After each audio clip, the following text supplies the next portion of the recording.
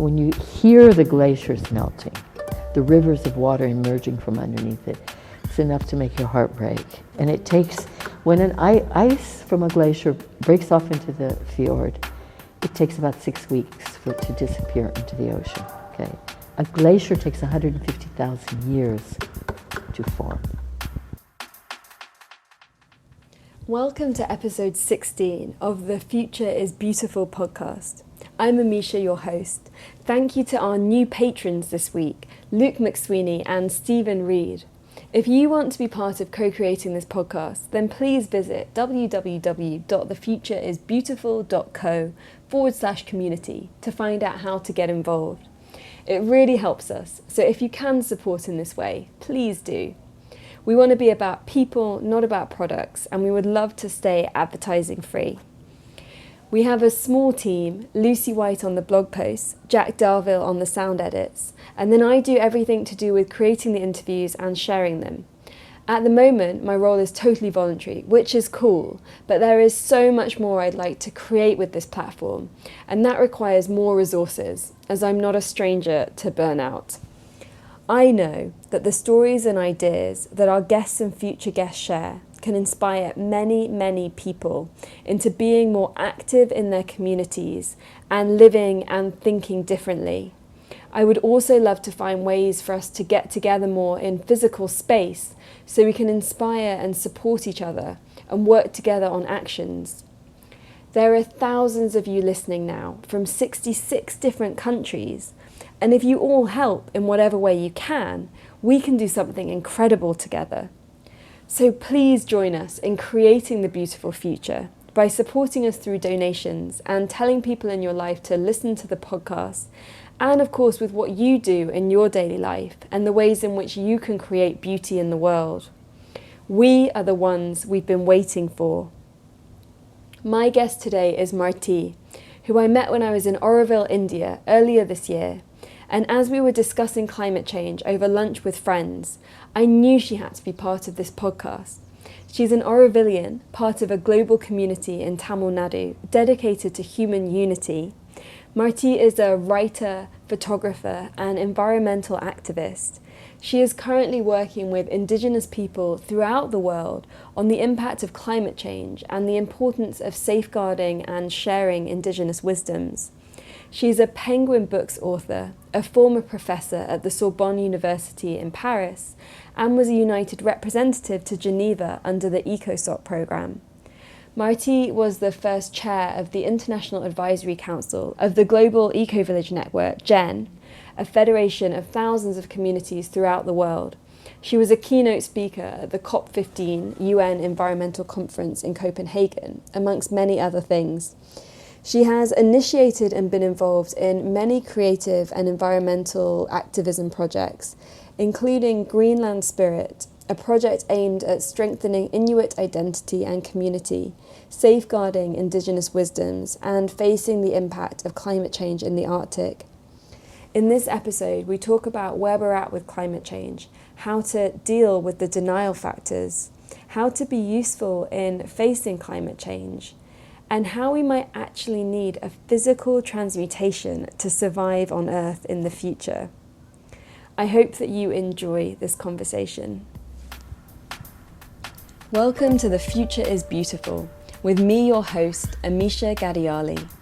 On this show, we explore the weave between politics, spirituality, creativity, and sustainability. Every one of us has ideas and personal experiences to share that can lead us to a brighter future.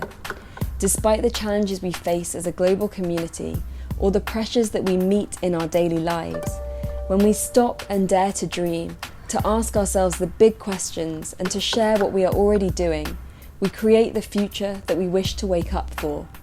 That future is beautiful.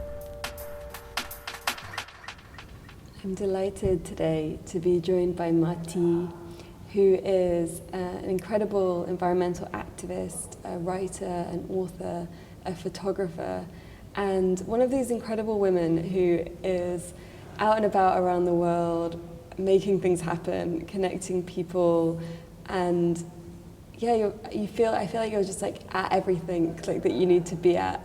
sharing messages, connecting, uniting. So it's such an honour to be sat here with you in Oroville. Well, thank you. It's an immense honor for me to be with you, because all of those things that you've said about me also apply to you. Someone who's very committed, reaching out to people all over the world from all different socioeconomic, intellectual, non-intellectual realms, trying to make a difference and making a difference. Thank you. So thank you. Thank you. Well, we're trying to join all the dots. And yeah, this importance of sharing, learning, so we're not all in silos, doing our own thing, but actually we can have the amazing opportunity to learn from other communities and other people that have already got somewhere in understanding or unpacking or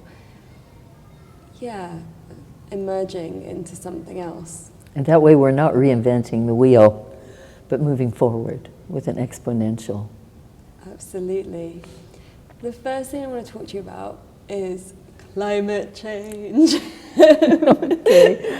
And everybody's talking now about climate change, and that in and of itself is something very reassuring, because 20, 30 years ago, people did not believe climate change was upon us.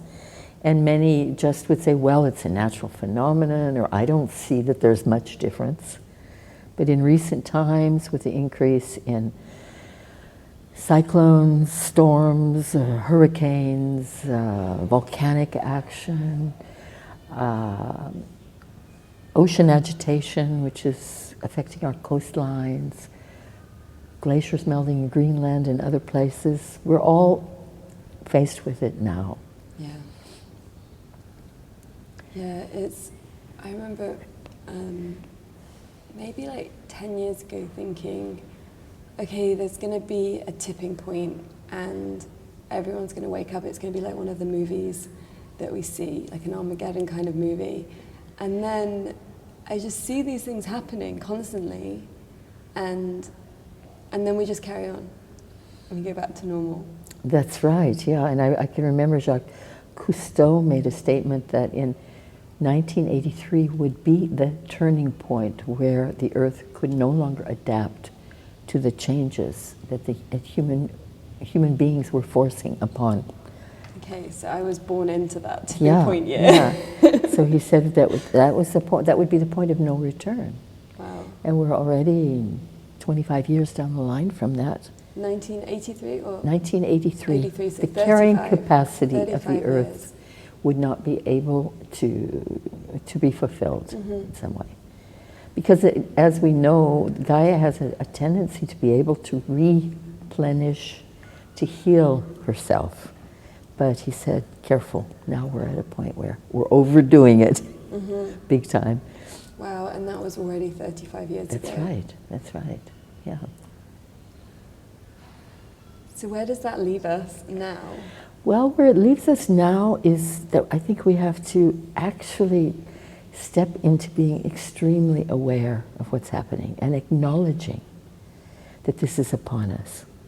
And I think what we had thought we'd do this morning was talk a little bit too about the denial factors. Why it is that human beings don't want to face what's coming up. Yeah. And what's coming up is really serious. I was at the Copenhagen Climate Change Conference in 2009 as one of the keynote speakers. And after I finished talking, I went and sat in on climatologist panels. And it broke my heart to hear how we're already in the vortex of something that is likely to really push the planet very deeply over the edge. And what happens in the next 5, 10, 15 years will probably determine whether we and other species will survive on Earth. And it's coming fast. And it's amazing that we know that, and the science exists, the proof and experience that there are so many climate refugees now. Exactly. This is a very real thing that is happening, and no matter where you are in the world, you're affected by it somehow. in England, it's just that you can never really tell exactly what season it is. Sometimes you get these like heat waves, like in early winter, or just these weird things that happen. And yet, what's fascinating is that you look at, say, some elements of right-wing American politics, and it's like a genuine thing that climate change doesn't exist. It's a genuine belief that climate change is almost like a conspiracy theory. I don't know if that's a genuine belief or if it's a defensive mechanism, because those who do not acknowledge climate change usually have vested economic interests in mining or making money off natural resources. And they don't want to stop doing that. I think that's really what's at issue, yeah. And you know, this is extremely serious what's going on, because we're already at almost 4 degrees centigrade over what we should be for a healthy planet. And if we go much more higher than that in terms of temperature increases, we're going to see the tundras melt in Siberia, in Greenland, in the northern Arctic. And underneath these tundras is methane gas, which is 10 to 20 times more dangerous for us than carbon dioxide. And it's nitrogen, it's sulfur, and we don't have the lungs to breathe it. And that's going to be upon us before we've actually had a chance to say, whoa, let's change the way we live. And so with that, I mean, it's the information is it's like so big, and then we kind of go about our very day-to-day lives, and we still do crazy things, like whole cities are lit up with lights in the evening when no one's in the offices. There's so many just tiny things, or big tiny things, that we don't pay attention to. For the everyday person, it's quite a overwhelming challenge. So I have, over the last 10 years, I've been trying to reduce or get rid of single-use plastic. I've been watching how much I fly, gone through periods of not flying, and then realized that wasn't working for me because I need to be in India sometimes. Like, my soul, that's part of who I am and where my family is. And so, offsetting carbon, or I've spent a lot of time thinking about where clothes come from and making a big effort around my wardrobe, these things. But then it's like, do they actually do anything? And then there's the guilt factor of like, well, am I doing enough, or am I not doing enough, or can I just let this thing go? And then you walk down the street and you see all of plastic straws on the street everywhere, and you're like, okay. So in my own journey in the last 10 years, I've gone through so many phases of sort of really strictness, and then being a little bit more fluid with allowing myself to be part of the behavior that's causing the problems. Can you speak a bit to that, to the personal journey? Well, the personal journey, I think every effort you make, even the most minuscule, is helpful. It's helpful in terms of slowing down what's coming. But I think we're going to have to make some very, very big quantum leaps. So it's not going to be enough to recycle at home and to think about, I better get a bicycle because my car is too polluting. Do that, yes, that's walking our talk in some ways. But I think we need to move out into the world and spread a message, okay? A very deep, deep message.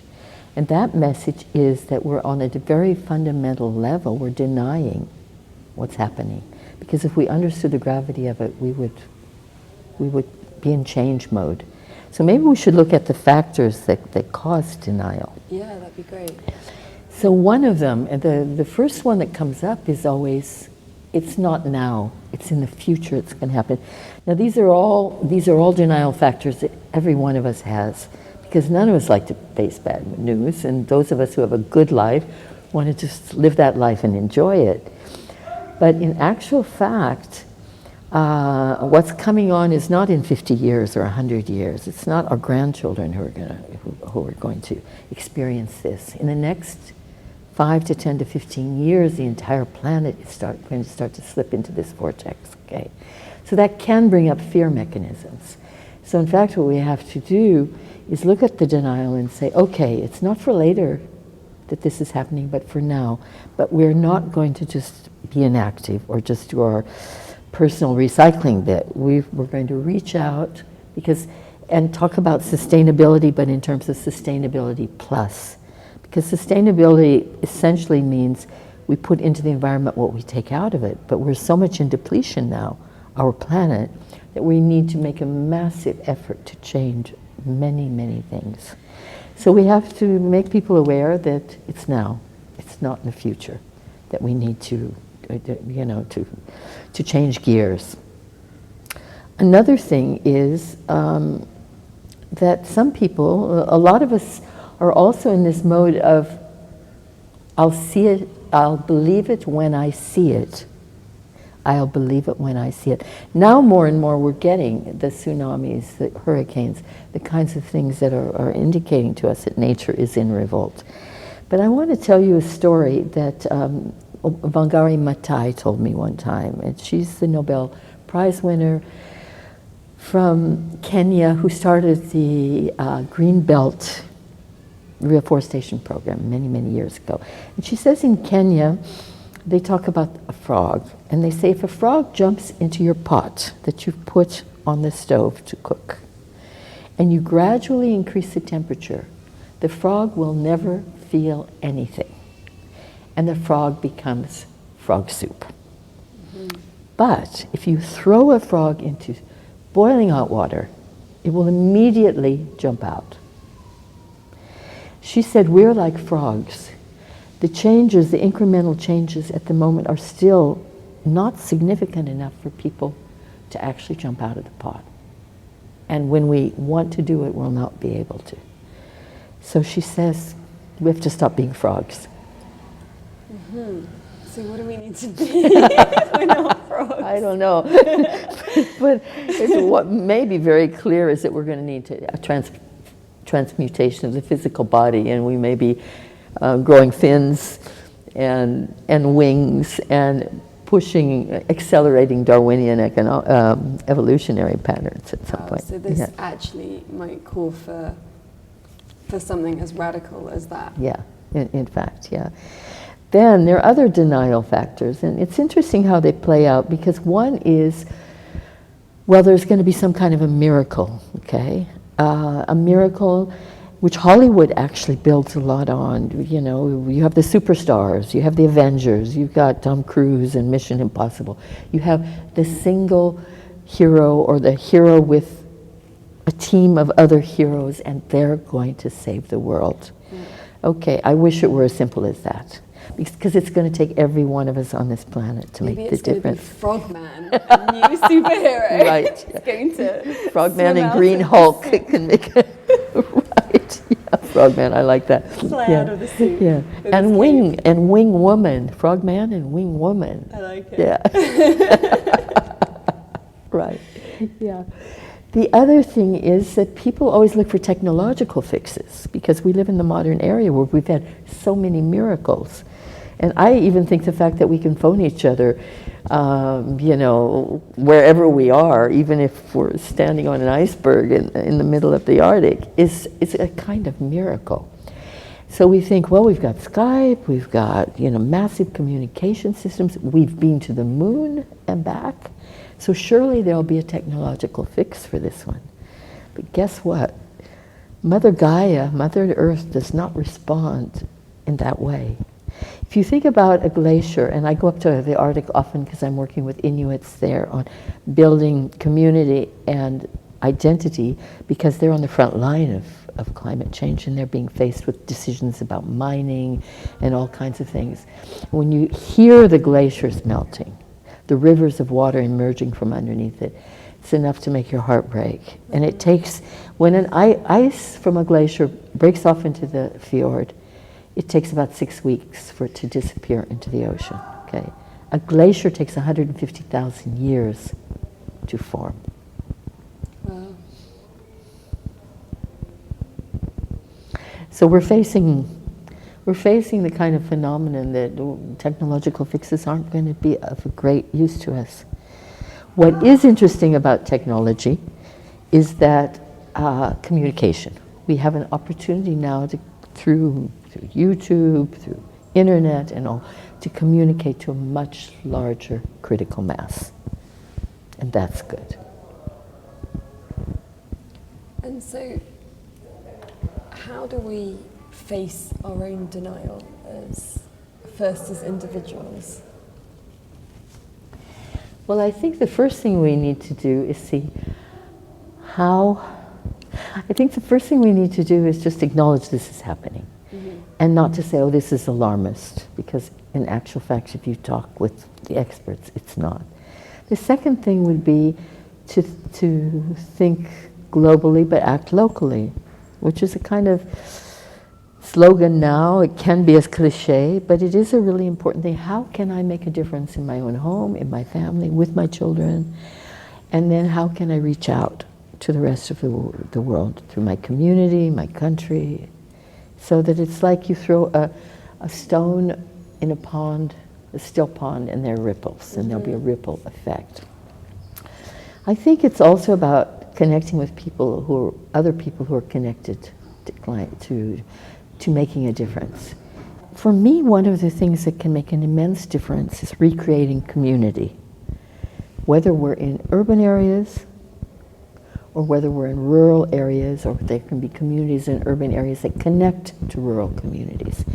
Communities that are based on meaningful livelihood, not just how do I get through to the end of the month, but that there's a possibility for a passion and impassionment to happen, and where people have an opportunity even to keep changing their career patterns and directions because they're living in a situation where who they are is honored, and who they live with is honored.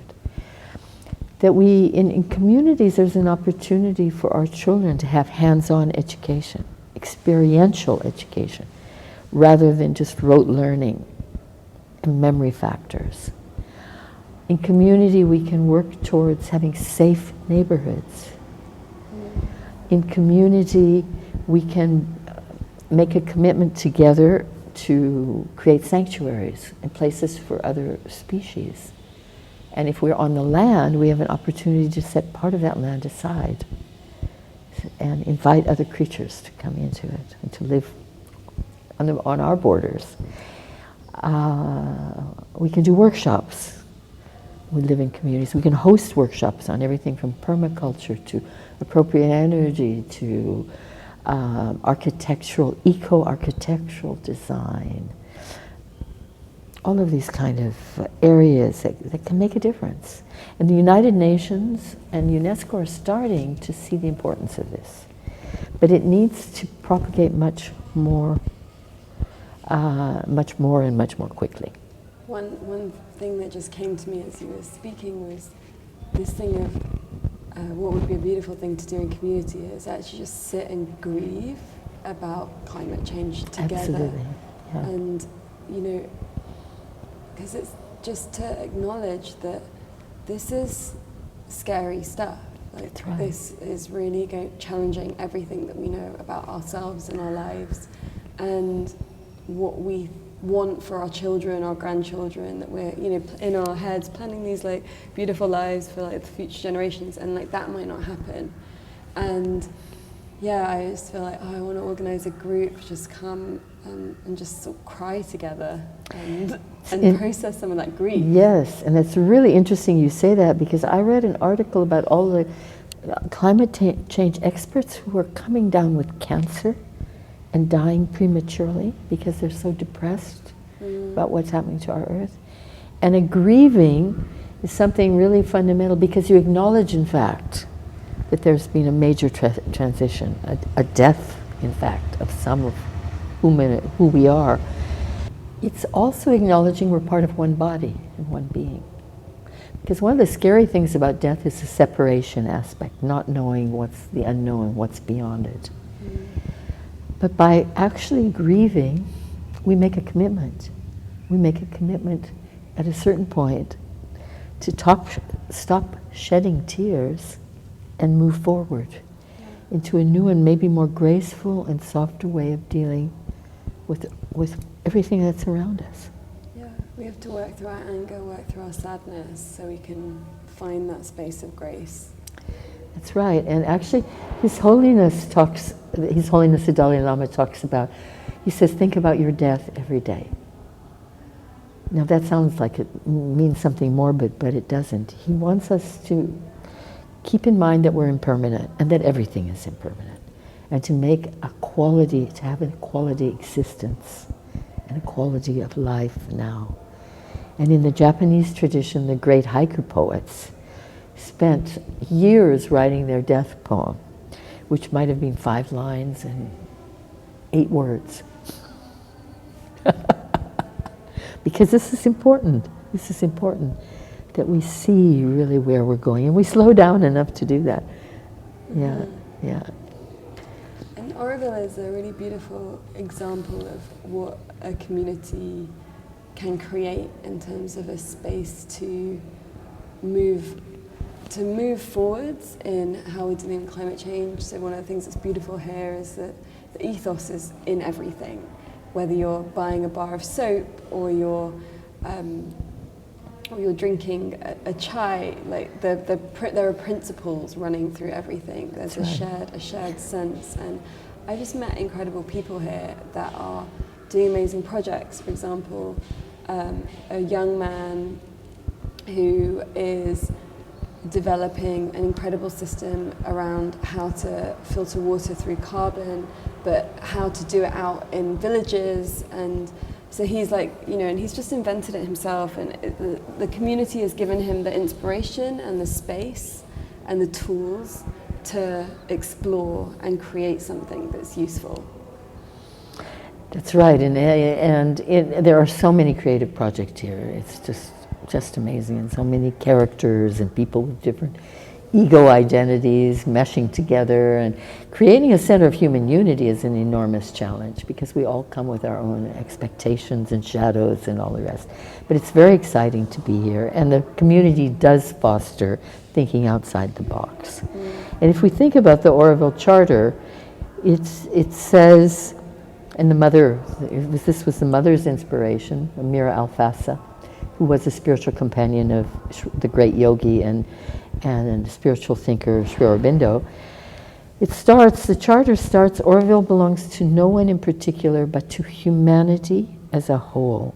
But to live in Oroville, one must be a willing servitor of the divine consciousness.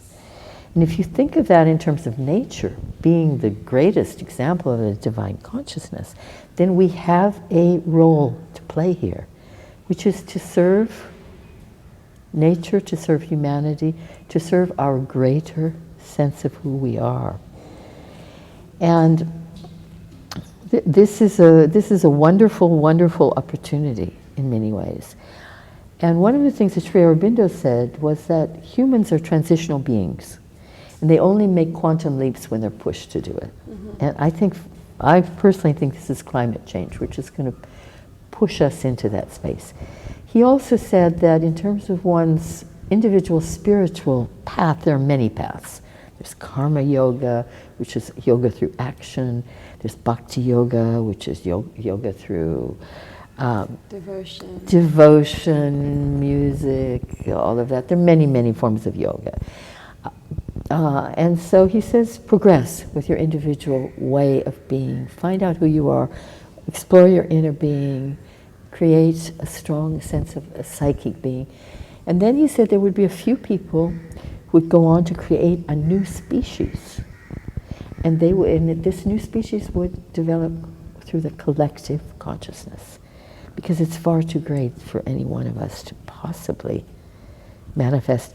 And it reminds me of when the mother turtle lays her eggs and makes a perfect cone and puts 200 little eggs in, all about the size of a golf ball. And these little turtles incubate for 2 months. And when they come out, they all start knocking on their shells at the same time. And 200 turtles will push up about a foot of sand to get out and then to rush to the ocean. And as they're rushing to the ocean, their DNA is being impregnated from the sand and the DNA of the place, and they'll come back years later to to lay their own eggs in the same place their mothers have laid the eggs. But what was important in the process is not one of those turtles could have gotten out of that cone without the force and help of all the others. And we're in that space too. Yeah, and I feel that in the just noticing how people that I know that were maybe like staunch environmentalists, but they weren't that interested in like spirituality or a kind of personal practice, then I see that they are now. Like the space is opening up more. I have had my own journey of understanding more of my gifts and the exponentiality of our being, and sort of realizing that, wow, there's so many, so I can't even imagine where it could go. And I'm totally open now. And I see it in my friends and with my clients, with the intuitive therapy work I do, that we have so much potential, and I think there's just more space for the unseen now. That it's becoming more of a cultural thing that's allowed in Western society. And in Eastern, in both, yeah. In Eastern it was sort of it's always been there in a way, But then again, a revival in the less dogmatic, because then of course even in Eastern culture things became quite dogmatic for a while. And so the freedom element of consciousness, I definitely feel is rising. It absolutely is, yeah. And I think it's very interesting with the millennials, because the millennials, it's about experience and not about accumulating wealth and objects. And many millennials don't have a fixed home. They'll move from place to place, and it's kind of like we've become cosmic explorers now. We're exploring our own experiential factors, and we're looking out into the rest of the world, trying to connect more deeply with different cultures, also understanding that many of the ancient cultures have incredible wisdoms. They're going to be really important now, really important. And one of those wisdoms, I feel, if you ask me, what should our children learn today? Obviously, they're going to learn math and language and science and all the rest. But I would say giving our children courage, courage and integrity are the two most important qualities that we can share with them. And with everyone now in the world. So our actual value systems have shifted radically. And that is very exciting. That is very exciting. And it's important too that we understand, I've been working a lot again, as I said, in Greenland, and we work a lot on suicide issues amongst young adolescents, because some of our young children and our emerging adults can get really depressed about everything that's happening. And I would say that if we're dealing with depression, one of the greatest things one can do to move beyond it is to be just of service to others. Of service to others, because that's what helps to shift the energy. And then we see that we have a place here, that we do belong, and that we have a mission. And that even if your mission is very small, I mean, I have great dreams for the earth, and I'm sure you do too. But even if you manage in your lifetime to have a significant impact in terms of inspiring just a few people, that in and of itself makes your life worthwhile. Yeah. Or making some people feel safe and cared for. Absolutely. There are so many different ways to serve. Yeah, yeah. And what's beautiful is that we all have a natural way. When we get to know ourselves, it kind of just emerges. It can just emerge, yeah. I think sometimes with youth, they're looking for it, and maybe it's already there, but it will need to manifest. That's again why we can come back to community. Communities give you an opportunity to experiment in ways to find your place, to find what you're good at, to, if you need some tools to be able to to work in a specific area, a community will help you to develop those, if you like. And I wanted to mention the Global Eco-Village Network, actually, because from Oroville, at a certain point, I was asked to represent the community for the founding of a network of communities. And this was, the founding happened in Fjord, and I believe it was in 1996. And it was so exciting to present Oroville there. I had heard about Fjord forever, which is a community in northern Scotland that's older, actually, than Oroville itself. And we actually brought together community people from all over the world, from Damanhur in Italy, from Arcosanti. There were people there from everywhere. And we made a commitment to establish a network which would become a kind of clearinghouse, so we could communicate between communities, visit different communities, work and live in them, and feel that we were going to have planetary impact. And from what started as a gathering of 120 people, it has now become today the Global Eco-Village and Gaia Education. We're in almost 65 or 70 countries around the world. There are hundreds of thousands of people who've gone through training programs. Our communities, we have possibly 20,000 communities, of which there are 200 that are very strong in different ways, and of which maybe there are 12 to 15 that are pilot projects where people can come and study and learn. So it's study, learn, give, and then go back to your own place and create. Beautiful. So the website for the I think if you can tap in Jen or Global Eco-Village Network. Yeah, we'll share all the links okay, all right, in great. the blog post. Great, okay, so everyone super. Will be able to So you'll find have everything that we mentioned. Yeah. Okay.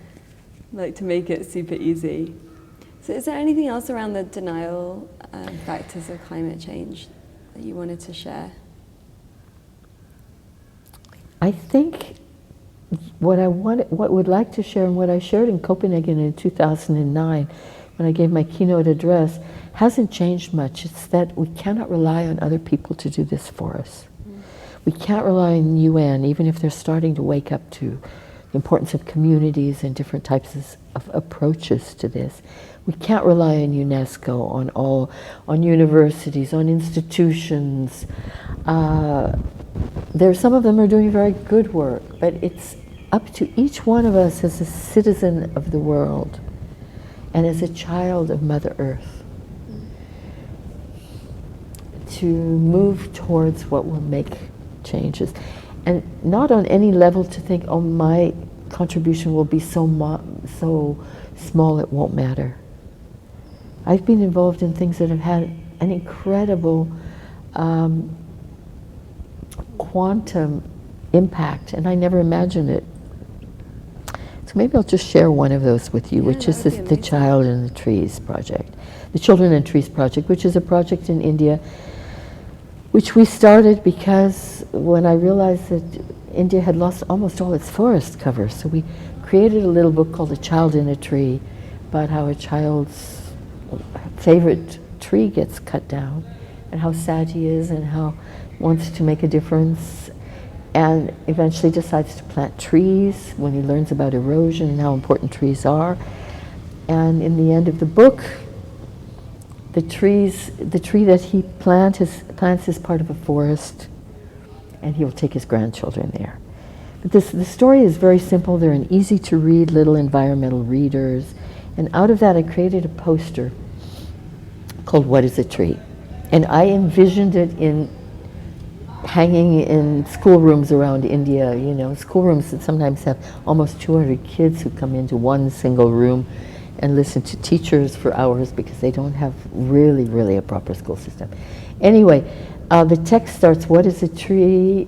To a fisherman, it's a boat to carry him across the waters. To a carpenter, it's the wood to make a table. To a village woman, it's kindling to cook the evening's rice, and it goes on, to a monkey, to an elephant, etc. It's only about 20 lines. And when I was invited by Mikhail Gorbachev for the opening of Perestroika in the 90s, I happened to have lunch with a producer for a TV program. He said, what do you do? Well, we create these little books and posters. He says, oh, this is sweet, lovely. He took them, and then when he was trying to get through on a very big broadcast to Kenya that evening, the technological stuff broke down. So he picks up the poster and says, I'll read you something really inspiring. And so he read the little text that was meant for Indian schools, and about 3 weeks later I received a thank you from the production house, and they said it had gone out to a listening audience between TV and radio of 1.2 billion people. Okay, I never imagined that. Okay, a universal message meant for some very small context, it spread because it had its truths in it. So never underestimate anything you do. You know, whether it's getting your kids on bicycles on their way to school or whatever, never underestimate what can happen. Yeah. Yeah. And the impact you can have. These small things really do make a difference, and they have their own kind of life and their own kind of energy of where they need to go in the world. Yeah. Being open. And even in your profession, as a healer and someone who's very involved in meditation, that we have a very strong spiritual aspect to our being is going to be very important too, you know. It's the foundation on which the rest is laid. And if you're in a job area where you can make a difference, I spent some years in communication and advertising, and I learned so much about how to communicate. And you can take those skills that you might use to, you know, for marketing purposes, for whatever reasons, and you can apply them to communication around nature, communication around a different type of lifestyle, communication in terms of social environmental awareness. Use the skills. We use the skills we have. If you're someone who's been fortunate enough to make a lot of money, use that money for good purpose. That's how the Global Eco-Village Network started. It was a Danish couple who had quite a fortune, and they decided, and they had 3 children, they decided three children living in a chateau somewhere was not what they wanted. They were going to give a certain amount, an endowment, to set up to set up the communities network, and from that much more has evolved. So look at your situation. What is quality about the way you live, or what you've learned that can be applied somewhere. And understand we need to be very creative. Business is not going to just stop, even though a lot of businesses are just out there to make money. So responsible businesses that provide people with meaningful livelihood. How one treats one's employees. You know, all these things. There are just so many ways it can manifest, especially reach out to children, to youth. Provide them with what they need so they feel safe, as you mentioned earlier. Yeah. They feel safe. And children need to be able to walk out under the stars, to see the stars, to see the constellations, and not Can't just see them in the cities. You got to move them out of the cities. You know, that they spend time other places, even if they're in schools in cities, that they have those periods, that they have a community experience, that they learn to work in groups and as part of a team. You know, one of the things that's happened in Japan that was just so tragic in a way, when they started to have smaller families, is these little kids never had the opportunity to see how they could work with other children, play and create something new. So now we know more about how that can happen. And so that we don't just bring up kids who become egotists, and kids who become competitors, and kids who excel simply because that gives their ego a chance to feel that they have a identity of some sort. And it applies to all the big kids out there too. All the Absolutely, adults, all of us. We need to play more, we need to find time for creativity. Totally, And the stars, you know, whenever I live in London, so whenever I get so excited sometimes because I can see 1 star or like 2 stars, I'm like, but like genuine excitement, it makes me so happy. And then, but when I go somewhere where you can actually see all the stars.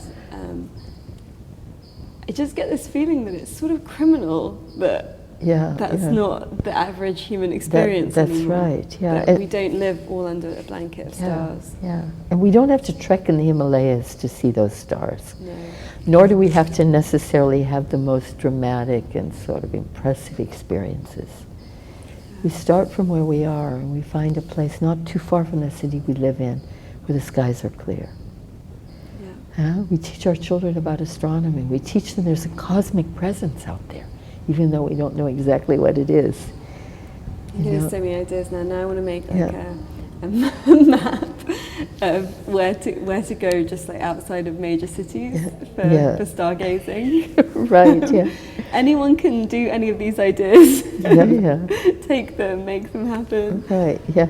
And we also need to understand that co-living isn't me and my cell phone, because a lot of people think that's co-living, but because through their cell phone they can get on internet, they can watch a YouTube, they can get info. We need to understand it's relational. And the Lakota always say, bless all my relations. Okay? Relations are living beings. I consider mountains also to be living beings, by the way, but you know, it's the living aspect of who we are. And when two children in the Lakota tradition fight over the same toy, the elders take them out. They sit them on a ridge somewhere and they point them to the sky and they say, watch the sky. And then the kids start watching the clouds come by and all the rest, and they realize they're part of something so much bigger than that little toy that now they've completely forgotten about. That's beautiful, and that's a nice one for anyone, no matter where you are. That's right. Yeah. If you're feeling conflicted or getting agitated by things, just look at the sky. Yeah. And you can see the sky in cities. For sure, and you do, even if you can't always see it at night, it's always there. It's always there. It's always there. And with the acts of service, another easy one would be to go to your bosses and say, can everyone have Wednesday afternoons off to go and volunteer? Can we do it really, can we set up some projects through the company but that are meaningful, where there's actually proper time allowed for it, and it's not like an extra thing that means everyone has to work later to kind of compensate, but that it's genuinely part of the culture of the company. Yeah, that's an excellent idea. And a friend of mine, her employer actually gave each of his employees, I think it was $500 or $1,000, because this was happening in the US, to give to the charities or the projects of their choice. So instead of giving them a Christmas present, he gave them money that they could reinvest so they could become benefactors. And it's a whole way of shifting the energy. You've spent time in, I don't even know how many different places and with how many different tribes and communities. You're at Standing Rock, receiving so much wisdom and seeing how other communities work. Are there some other kind of key fundamentals that you've noticed that create more connection? What comes to mind in the moment, and maybe I'd have different ideas in 10 minutes, but is that I've become very aware of the circle, okay, of geometrical patterns. The thing is, if you sit in a circle instead of on a stage with a mic and people in rows, but when you sit in a circle, everyone is equidistant to the center. And when you have a circle mentality, it's all inclusive. You're including everyone in to what you do. And the very early civilizations all had it, okay?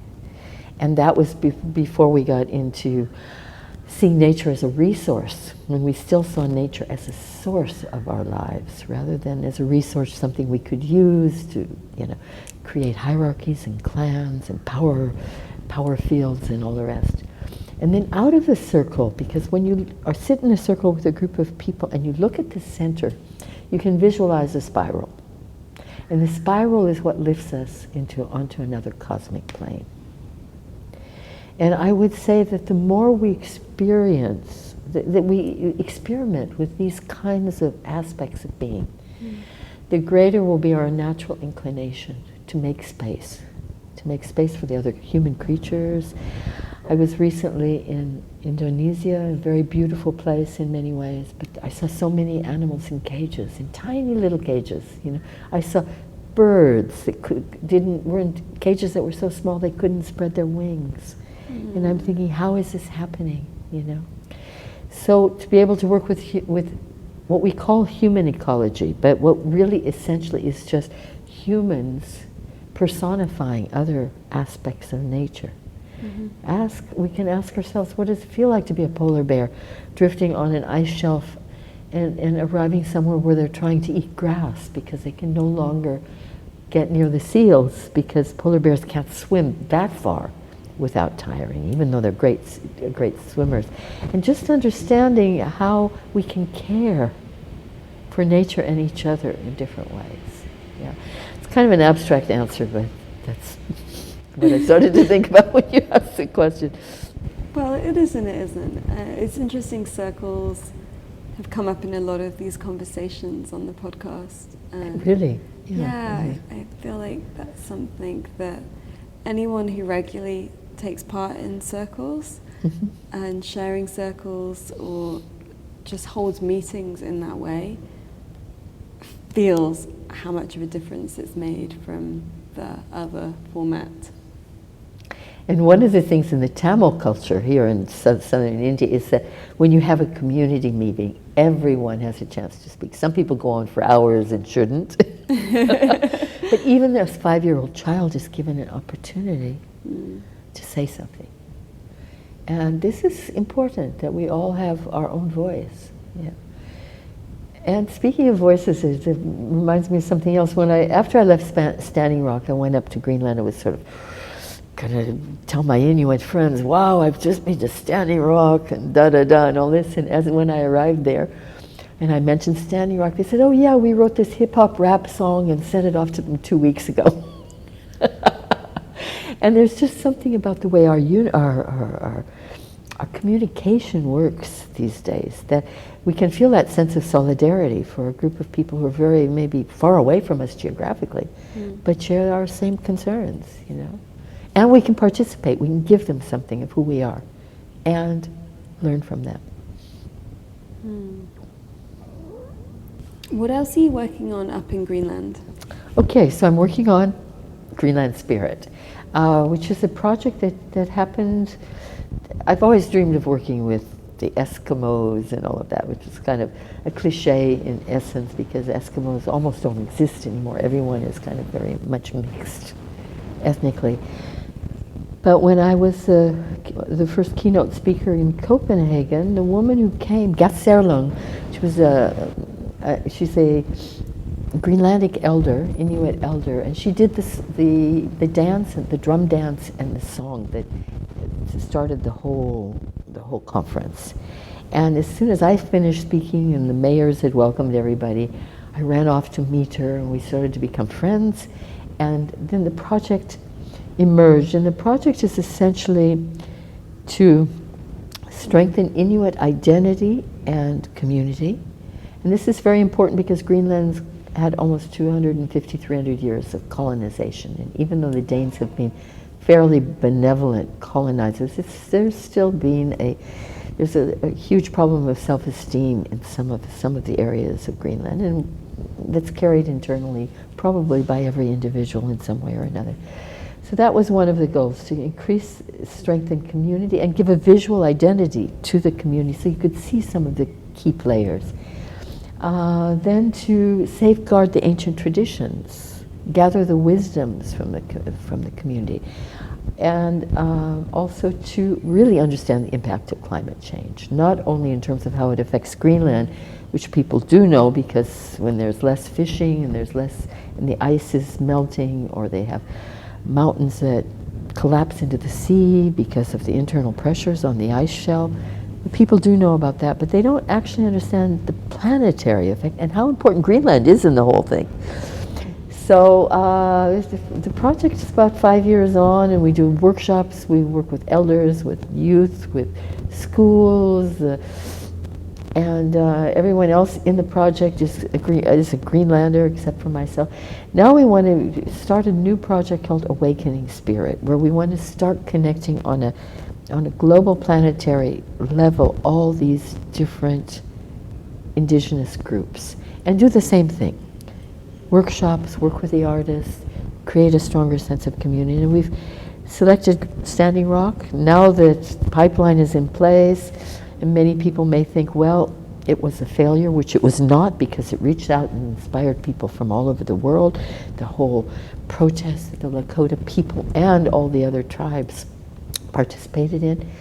So we want to reach out and say, post Standing Rock, what is it and what can we do? And what can we do to really create a stronger local sense of worth and expression? And I was on a Skype call this morning with Robert Widemountain and Beth and a number of other people about a solstice project where people are going to come and plant trees. There's going to be a sharing of knowledge and workshops, and it's all very grassroots.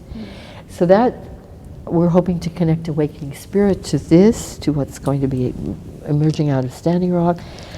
I'm very inspired by the Kogi in Colombia, who are a group of indigenous who spent almost 400 years outside of what we call civilization, and who've developed a very strong sense of sacredness in their community. So we wanted to do Colombia, Kogi, Lakota, Standing Rock, and then possibly reach out to Bhutan for the Gross National Happiness Project, which some of you may know about, the GNH project. Do you want to comment on it, maybe? Yeah, share a bit more for those listening that don't know about it. About GNH? About Bhutan, yeah. Well, I went on a project. I went as a participant, and it was kind of an awkward situation because everyone was in the 15 to 25 range, and I said, well, I could come as a facilitator. They said, no, we have facilitators. You're a participant. So when we introduced ourselves, I said I was probably the oldest youth in the program. Yeah, you're ageless. But I do feel ageless. But anyway, what's interesting about Gross National Happiness is that the entire country measures progress, not in terms of gross domestic products, which is in terms of how much you produce in terms of goods and services, but in terms of how happy people are. So they have a series of indicators, and those indicators are things like, are you happy? Are your parents still together? Can you walk to school? Do you have a meaningful job? And a story I really liked about Bhutan was that when the capital reached 70,000 people, and they still had policemen on the corners who ushered the traffic in different directions, dressed in uniforms with white gloves and all this, at the main roundabout. The government decided, we'll put in a traffic light. And so they put the traffic lights in, and the people looked at it and they said, this is so impersonal, we're not having it. So the king, who's a very benevolent person and very receptive and open to his people, said, okay, we'll bring the traffic fellows back in, and once again now we have uniformed, elegant policemen in white gloves who are waving the cars and people across the intersections. So they saw that something was dehumanizing their culture, and they had the space and context in which they can say, no, we don't want this. And no one was saying, but we invested so many thousands of dollars or euros in these traffic lights, now that they're here, they're staying. Which is another problem we have, in fact, which is that very often we don't want to acknowledge that we might have made a mistake or something isn't entirely appropriate. And because there's been an energy or monetary investment, we don't shift or change it. Mm-hmm. And that's something we always need to be responsive to people, how they're feeling. Yeah. Happy people make a happy nation. And a happy nation makes for a happy environment. And the Bhutanese have made a commitment to keep 64% of their country under forestation, which which is a huge amount. Yeah. Yeah, Trees make people happy. they do. That is for sure. They do. They're silent witnesses to everything we are. And they create oxygen for us to breathe. They take in our carbon dioxide and transform it into oxygen, which we need. And we in turn serve them because we give them our carbon dioxide. But we shouldn't be giving it to them from our boats, our airplanes and our cars, but from just our breath. Just our breath. We breathe in oxygen, we breathe out carbon dioxide. They breathe in the carbon dioxide and out with oxygen. We're completely symbiotic, interdependent, interrelated, to something His Holiness the Dalai Lama has always reminded us of, our interdependency. And when we understand that, we walk with a softer footstep. It's beautiful. Thank you so much, Marti. Well, thank you for having me. Thank you so much. It's been really brilliant, and it's, the headlines are climate change is real. That's it. Be open to growing fins and wings and evolving. Exactly, because that's the only way we'll slow it down and become the transformative beings that probably our destiny has meant for us to be. And it's too late to stop it now, right? I think it's too late for us to go backwards. Yeah, it's too late to stop it, but it will be possible, I think, to slow it down if we start waking up. And then for us to have a transformation of consciousness and a transmutation of the physical being. Those are big words, but essentially to change our physical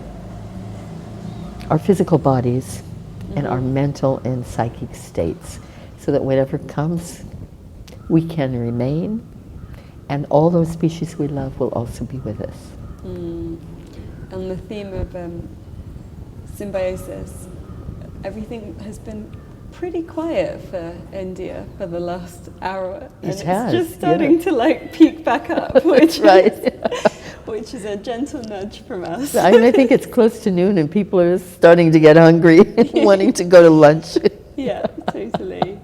Well, thank you so much. And is there a link that we can share where people can find out a bit more about you and your work? I have some websites, yes.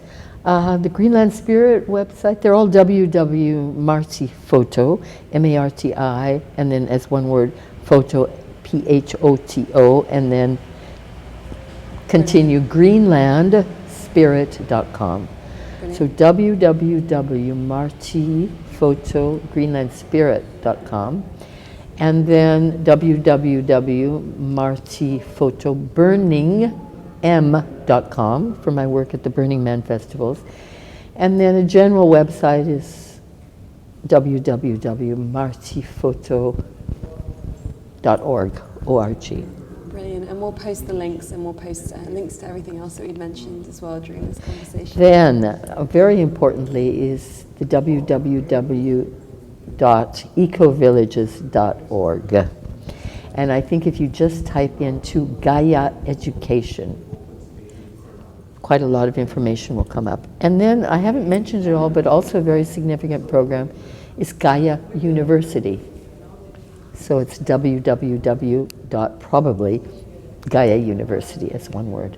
If you hunt around a bit, all of this will come clear. And then there are many, many other websites. And that's where we can just explore. Get online and see who's there. One of the beautiful things about Eco-Village, GEN, the Global Eco-Village Network, is if you're planning to travel somewhere, you can find out what projects exist in the different countries. So when you go, you're not just going as a tourist, but you can go and volunteer in those communities, which means you arrive, you live with people, you work with them, and you're somehow integrated immediately. And that is a true gift, modern gift. Brilliant. Thank you so much. You're welcome, and thank you. Thank you for listening. As always, you can find links to everything we mention in this episode, download our book, and discover so much more over on the blog. We don't believe in selling you things you don't need through this podcast, and so it's made possible by you, our community. If you loved this and would like to contribute to our Patreon campaign, or join our online group to connect with other listeners, please visit www.thefutureisbeautiful.co and click on community. Please also hit subscribe and leave us a review on iTunes so we can grow. Here is to us, creating a beautiful future together.